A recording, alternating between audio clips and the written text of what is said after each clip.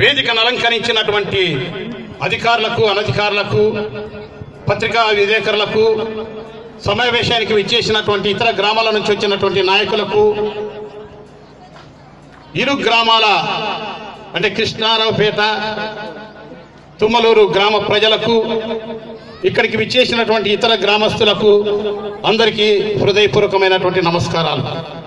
ఈరోజు మన తుమ్మలూరు గ్రామ చరిత్రలోనే ఒక శుభదినం. మతాల వారీగా, కులాల వారీగా దేవాలయాలు, చర్చిలు, మసీదులు ఉంటాయి. అక్కడికి వెళ్ళి దేవుణ్ణి ప్రార్థన చేసుకుంటారు. మీ కోరికలు అంటే మన కోరికలు ఏమైనా ఉంటే, మా పిల్లవాడు పాస్ కావాలనో, లేకపోతే మా పిల్లవానికి పెళ్లి కావాలనో, మంచి ఆరోగ్యం కావాలనో పూజలు, ప్రార్థనలు నమోదు చేసుకుంటారు.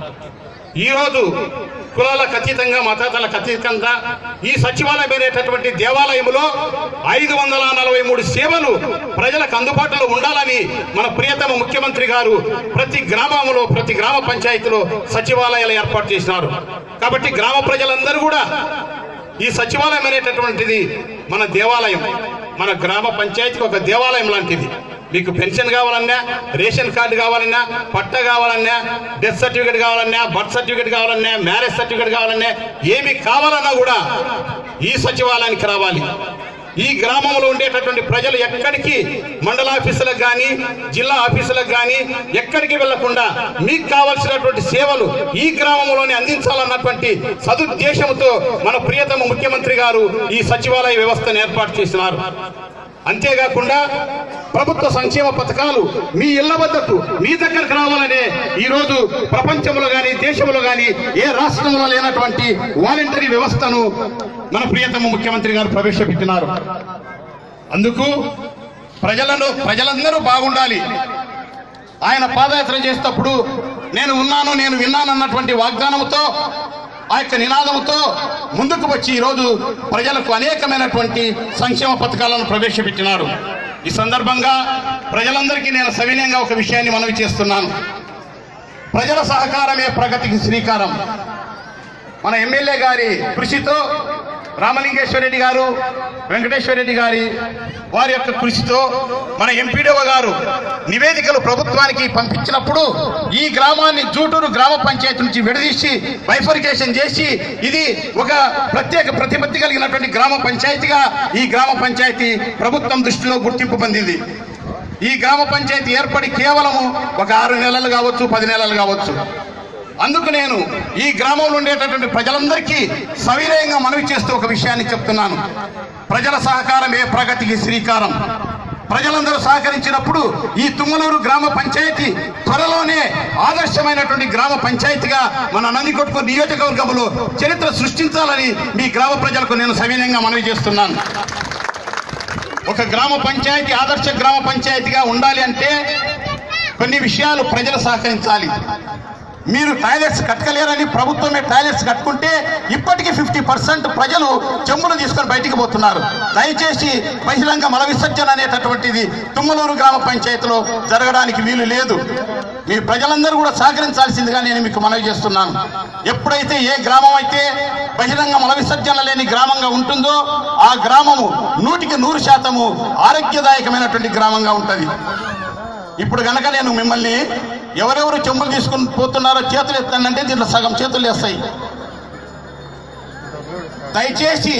దయచేసి ప్రభుత్వమే టాయిలెట్స్ కట్టించింది కాబట్టి దయచేసి ఈ గ్రామంలో బహిరంగ మల విసర్జన లేని గ్రామంగా తీర్చిదిద్దడానికి సచివాలయ సిబ్బంది, వాలంటీర్స్, గ్రామ పెద్దలు సహకరించవలసిందిగా మనవి చేస్తున్నాను.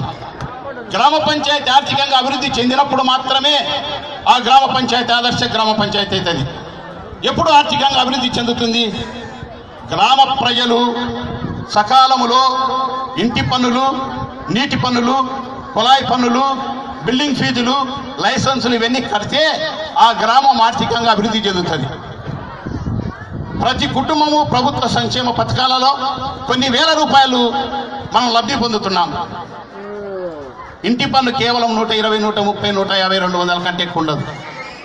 ఒక ఇంట్లో ఒక తల్లి, ఒక వృద్ధాప్యంలో ఉన్నటువంటి ఒక తల్లి 2250 రూపాయలు నెలకు ప్రభుత్వం నుంచి పొందేటప్పుడు ప్రభుత్వానికి అనుబంధ సంస్థ అయినటువంటి ఈ గ్రామ పంచాయతీకి కేవలం 120 రూపాయల ఇంటి పన్ను కట్టక సచివాలయ సిబ్బందిని తిప్పించుకుంటుంటారు. దయచేసి మీరు గమనించండి. గతంలో ఒక పంచాయతీ కార్యదర్శి మాత్రమే పంచాయతీలో ఉన్నారు.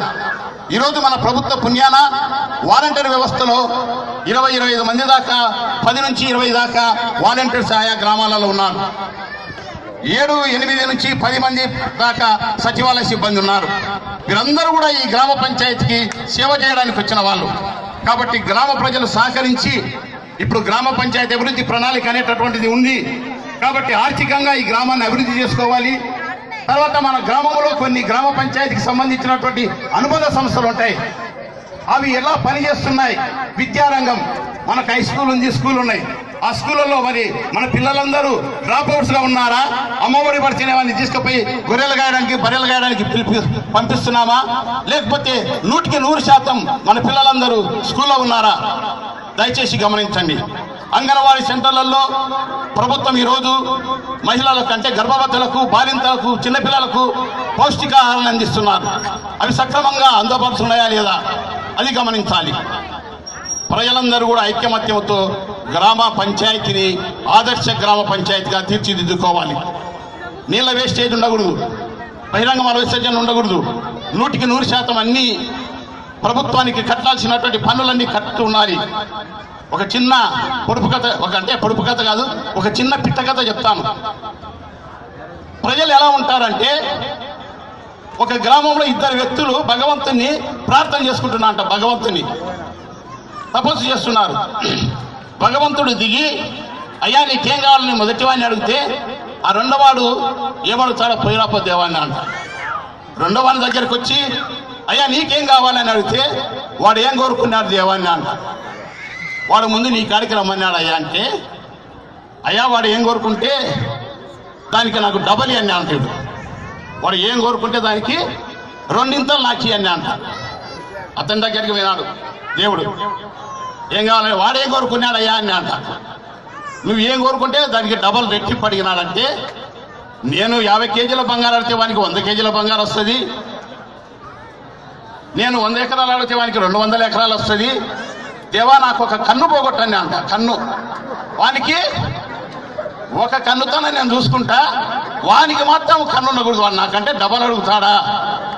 గ్రామ పంచాయతీలలో కొలాయికి మోటార్లు వేసి నీళ్లు పట్టుకుంటారు. పక్కనికి మోటార్ వేస్తే వారికి పోకూడదని ఈ పైపును మళ్ళీ కాలువలో పెడతాడు. దయచేసి తుమ్మలూరు గ్రామ ప్రజలందరూ మంచివాళ్ళు.